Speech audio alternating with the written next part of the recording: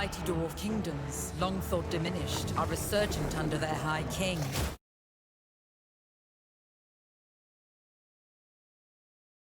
Hello and welcome to another Total War Warhammer guide. Today we are looking at the mighty Ungrim Ironfist. Have you ever seen a Mohican like that? And a plait. He's so good. He thought I'll add the plait. You know, amazing. What a hairstyle. This guy is the Slayer daddy of them all. Now, Slayers are a very particular unit in Dwarfs. They're unlike all the other Dwarf units. You can check out my guide on the Slayer unit itself. Whereas most Dwarfs are sort of very regimented, military, heavy armour, be careful, nice steady lines. Slayers are like, fuck it, let's kill shit. That's basically how Slayers roll. And this guy is exactly the same. He's the daddy of them. That axe is something spectacular. So let's go through his details about his particular attributes, the augments and spells that he's got, and then we're going to go in and kill some poor Bretonnian bastards. Right, so first off, we can see that he is very heavily armoured, meaning he's going to take less damage from those unless they're armour-piercing weapons. That axe is also very armour-piercing itself. He's also a melee expert, meaning he gets bonuses to his stats when he's fighting. He also has a charged defence against large foes. Now, Slayers live for battle. And what they see themselves, they like to test themselves. So they go up against, the bigger the monster, the better the test. So they love it. So as you can see, he's got a charge defense against bigger. He's just waiting for it.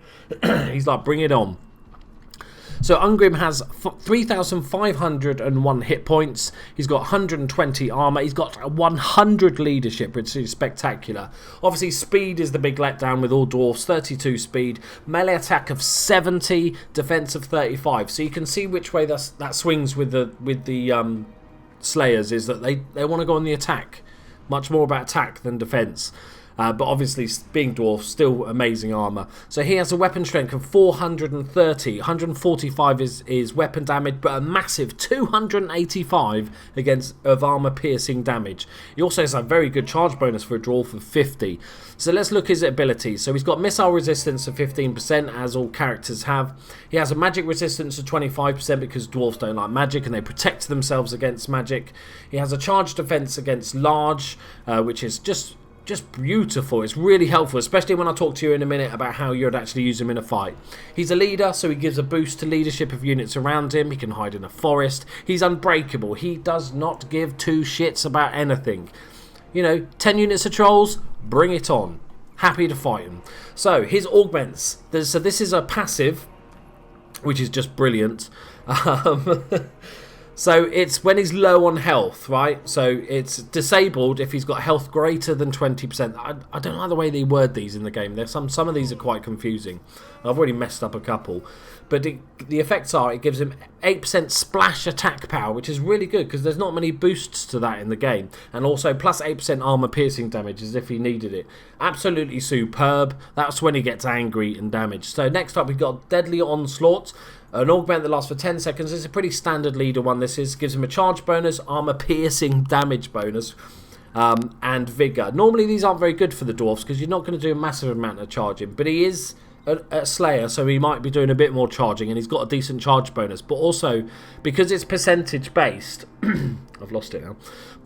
Because it's percentage based, plus 18% armor piercing damage. I'm not going to do maths because that'd be ridiculous. But he already does 285 damage. So that is a massive jump in damage for him. Next up, we've got the Foe Seeker, which gives him a charge bonus, a speed bonus, and a vigor bonus.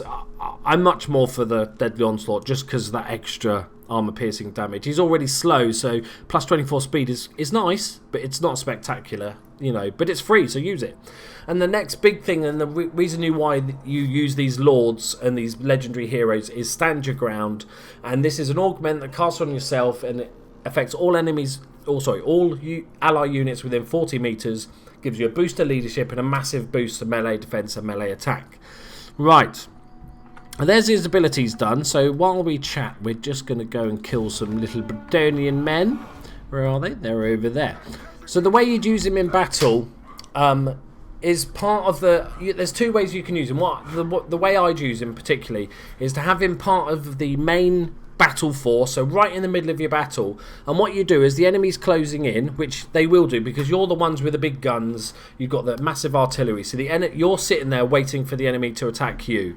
So what happens is that they're coming towards you, and you just keep an eye on their big units of mounted knights, their trolls, their all sorts of the big units, any monstrous units, heavily armoured units, the giants.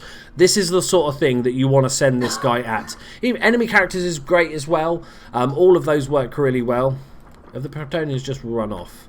I'm so short I can't see over this little hill. They're going to be right here, aren't they? They've disappeared. Have they just run off? Oh, there they are. Hello. Brilliant. That was quicker than expected. So yeah, so like I said, rather than a normal lord, which would just be part of your main battle line, helping your units destroy their big main bolts of units, this guy can do that, but he can also go after those big hard cavalry. Like, I've always had difficulty with units of trolls and armoured trolls, especially the chaos ones. They're nasty, the terrorgeists, that sort of thing. This is the guy that goes after him, and he loves it because he's got that charge defence. He's the melee expert. He's just built for that sort of thing. He's so versatile, you know. He's just probably my favourite dwarf character. No, he's not. Not probably. He's definitely my favourite. I do love Slayers anyway. And go and check out my other guide for those Slayers. And there you go, guys. There's my little mini guide to Ungrim Ironfist, the legendary hero of the dwarf, and the legendary haircut. Absolutely beastly, and he's just kicking ass at the moment.